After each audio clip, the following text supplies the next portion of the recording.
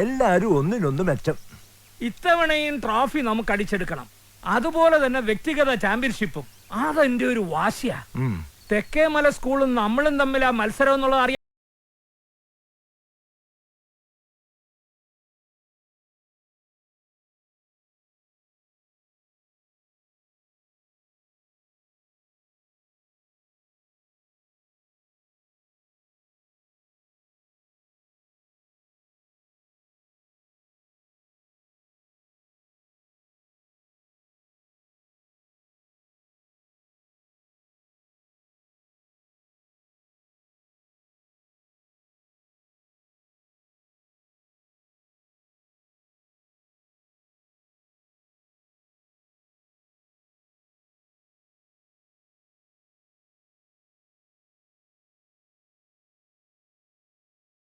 ഇല്ല, ഇവിടെ നിന്ന് അങ്ങനെ ആരും ഒരു സ്പോർട്സിനും പോകുന്നില്ല.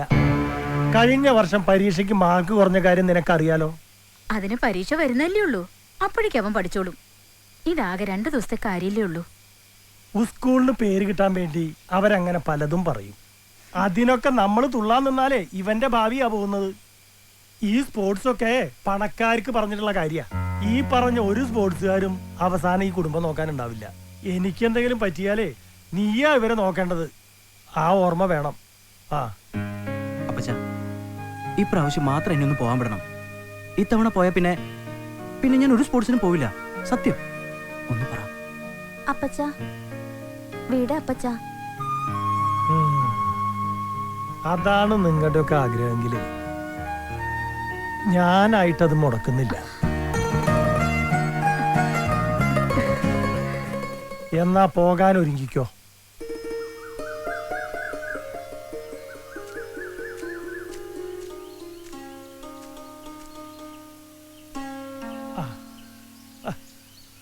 വേഗമാട്ടെ മാതച്ച, വെയിലിങ് കേറി വന്നു.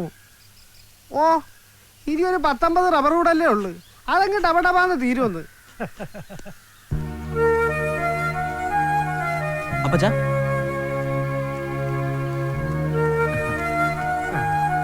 അപ്പച്ചാ, നീ ഇതുവരെ പോയില്ലേ? യാത്ര പറയാൻ വന്നതാ. അത് വെളുപ്പിനെ പറഞ്ഞതല്ലേ, പിന്നെന്താ വീണ്ടും ഒരു യാത്ര പറച്ചില്? ഞാൻ അപ്പച്ചനെ വല്ലാതെ വിഷമിപ്പിക്കുന്നുണ്ടെന്ന് എനിക്കറിയാം. എനിക്ക് സമ്മാനം കിട്ടാൻ അപ്പച്ചൻ പ്രാർത്ഥിക്കണം. അത് പിന്നെ ഇല്ലാണ്ടിരിക്കോ? നീ ഓടണം, ഒന്നാമതാവണം. ഇവിടെ മാത്രം പോരാ, ഇന്ത്യയിലെ 1ാമത്തെ ഓട്ടക്കാരനാവണം. അത് ഈ അപ്പച്ചനെ കാണണം. ഇല്ലയോടോ മാത്തച്ച? അതെ അതെ, യവൻ മിടുക്കനാവും. ഈ മല മുഴുവനും ഓടിക്കയറിയ കാലല്ലയോ ഇത്. ഇത്തവണത്തെ മത്സരത്തിൽ യവൻ തന്നെ 1ാമൻ. അപ്പൊ പത്രത്തില് ഞാനും ഇവനും കൂടി ഇങ്ങനെ നിൽക്കുന്ന ഫോട്ടോ വരും. ആ പടത്തിന്റെ ഒരു മൂല ഈ മാത്തച്ഛനെ കൂടെ നിർത്തണോ മോനെ? അത് പിന്നെ ഇല്ലാണ്ട്. ഇത് പിടിച്ചോ.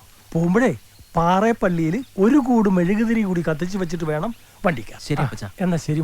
ശരി ചെല്ലേ ചെല്ലേ.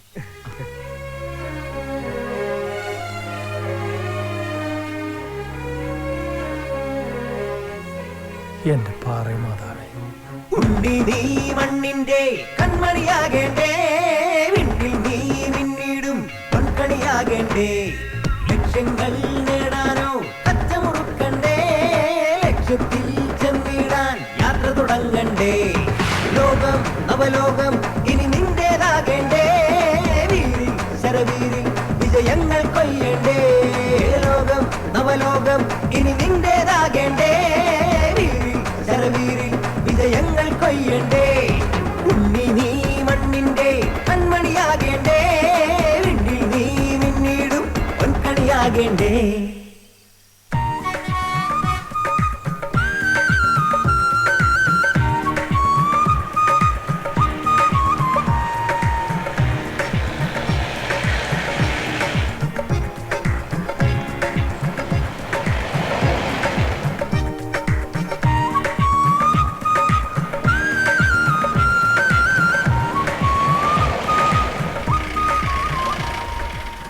എല്ലാരും വന്നേ, വീട്ടിൽ കയറിയിട്ട് പോവാം. വന്നേ.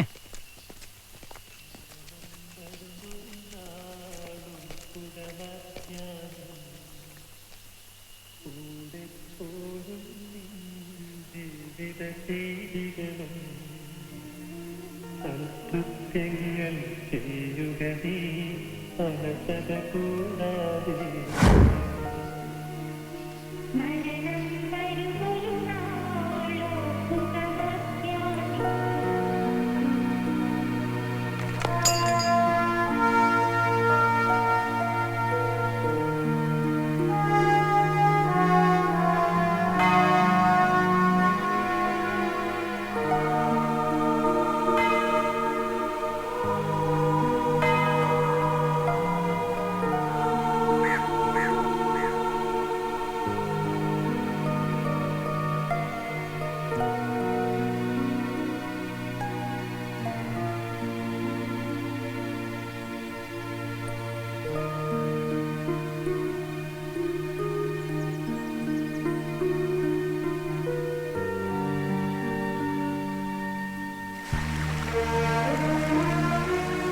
സ്പോർട്സ് ഒക്കെ പണക്കാർക്ക് പറഞ്ഞിട്ടുള്ള കാര്യമാണ്.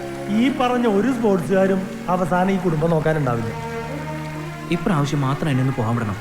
ഇത്തവണ പോയ പിന്നെ പിന്നെ ഞാൻ ഒരു സ്പോർട്സിനും പോവില്ല, സത്യം.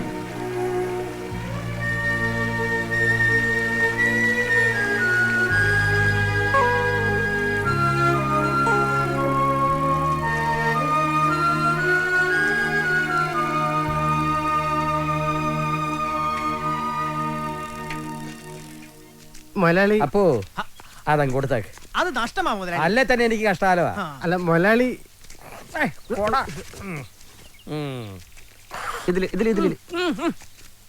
എന്നാടാ വണ്ടായി കാണിക്കുന്നത്? ഈ കണ്ട പറമ്പ് മുഴുവൻ കിടക്കുമ്പോ ആരേലും തുപ്പി ആ തുപ്പല് കോളാമ്പി സൂക്ഷിക്കുവോ? അതിപ്പോ മുതലാളിയുടെ ഐഡിയ എന്താണെന്ന് എനിക്ക് അറിയില്ലല്ലോ. 10-12 വർഷം കൊടയും പിടിച്ച് കോളാമ്പിയും തൂക്കി എന്റെ പുറകെ തൂങ്ങിയിട്ടും എന്റെ ഐഡിയ നിനക്ക് ഇതുവരെ മനസ്സിലായില്ലല്ലോ. ഒന്ന് പറഞ്ഞു കൊടുക്കും മാത്തച്ച, ശരിയല്ലേടോ? പിന്നല്ലാതെ എന്റെ മൊലാളി ഇതുപോലൊരു ശരി ഞാൻ എന്റെ ജീവിതത്തിൽ കേട്ടിട്ടില്ല. അവനെ പിരിച്ചു വിടല്ലേ മൊലാളി, അവനൊരു കുഞ്ഞുകുട്ടി പരാധീനക്കാരൻ. ഓ അത് ശരി. അപ്പൊ താനും അവന്റെ ഭാഗത്തല്ലയോ? എന്റെ കണ്ണം നടയണം. പിന്നെ ഈ തോട്ടം നിങ്ങൾ തൊഴിലാളികൾക്ക് എടുത്ത് അങ്ങനെ പെരുമാറാവല്ലോ. അല്ലെങ്കിൽ തന്നെ ഇപ്പൊ അങ്ങനെ തന്നെ ആണല്ലോ. പേരിന് ഞാൻ ഒരു മുതലാളി, കാശ് മുഴുവൻ നിങ്ങൾക്കും. അല്ല ജോ എപ്പോ വന്നു? എന്താ കാലത്തെ? അത് മുതലാളി എന്നെ ഒന്ന് സഹായിക്കണം. എന്ത് സഹായം? എനിക്കിനി പഠിക്കണമെങ്കിൽ അഡ്മിഷനും ഫീസിനും ഒക്കെ ആയി കുറെ രൂപ വേണം. ആ ഇപ്പൊ വിദ്യാഭ്യാസം കച്ചവടമല്ലയോ, വേണ്ടി വരും.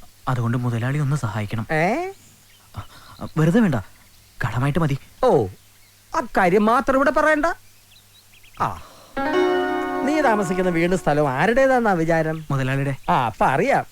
നിന്റെ അപ്പച്ചൻ നിന്റെ അമ്മച്ചിയെ കല്യാണം കഴിച്ച് വന്ന് കയറിയപ്പോ താമസിക്കാൻ കൊടുത്തതാ വീട്. ചെറിയ വാടകയിൽ താമസം തുടങ്ങിയിട്ട് വർഷങ്ങളായി. ആദ്യമൊക്കെ കൃത്യമായിട്ട് വാടക തന്നു. പിന്നെ വാടകയുമില്ല, രസീതുമില്ല. മാത്രമല്ല നിന്റെ അപ്പച്ചൻ പണി ചെയ്ത് തീർത്തോളാന്നും പറഞ്ഞ് കുറച്ച് കാശ് എൻ്റെ നിന്ന് വാങ്ങി. അത് ഇതുവരെ തിരിച്ചു തന്നിട്ടില്ല. അതുകൊണ്ട് എൻ്റെ മോനൊരു കാര്യം ചെയ്യും. എൻ്റെ പൊന്നുമോൻ ഇനി കോളേജിലൊന്നും പോണ്ട. ഇവിടെ എൻ്റെ ഈ തോട്ടത്തിൽ ഇങ്ങനെ നിന്റെ അപ്പച്ചനെ പോലെ പണിയെടുത്ത് വലിയ റബ്ബർ വെട്ടുകാരനായി പേരെടുക്കാൻ നോക്കണം. അങ്ങനെ വരുമ്പോ നിന്റെ അപ്പച്ചന്റെ കടവും തീരും, ഇവിടുത്തെ കാര്യവും നടക്കും. ഒന്ന് പറഞ്ഞ് മനസ്സിലാക്കി കൊടുക്കണോ മാത്തച്ച? വാടോ, പഠിക്കാൻ നടക്കുക. ആ പൂതി അങ്ങ് മനസ്സിൽ വെച്ചാ മതി. അങ്ങേര് പറഞ്ഞോർത്ത് മോൻ വിഷമിക്കണ്ട. നിന്റെ അപ്പച്ചൻ ജീവിച്ചിരിപ്പുണ്ടായിരുന്നെങ്കിലേ മുമ്പേ ഈ പറഞ്ഞു പോയ വർത്താനം ഉണ്ടല്ലോ, അത് അദ്ദേഹം പറയില്ലായിരുന്നു. നിന്റെ അപ്പന്റെയും കൂടെ അധ്വാനമാ ഈ കാണുന്ന തോട്ടമല്ല. കണക്ക് പറഞ്ഞാലേ അങ്ങേരി തോട്ടം നിന്റെ പേരിൽ എഴുതേണ്ടി വരും. അതെനിക്കറിയാം മാത്തച്ചായ, തിരിച്ചു പറയാൻ അറിയാഞ്ഞിട്ടല്ല. ഞാൻ എന്തെങ്കിലും പറഞ്ഞാ ചിലപ്പോ എന്റെ അപ്പച്ചന്റെ ആത്മാവ് അത് പൊറുക്കില്ല. അതുകൊണ്ടാ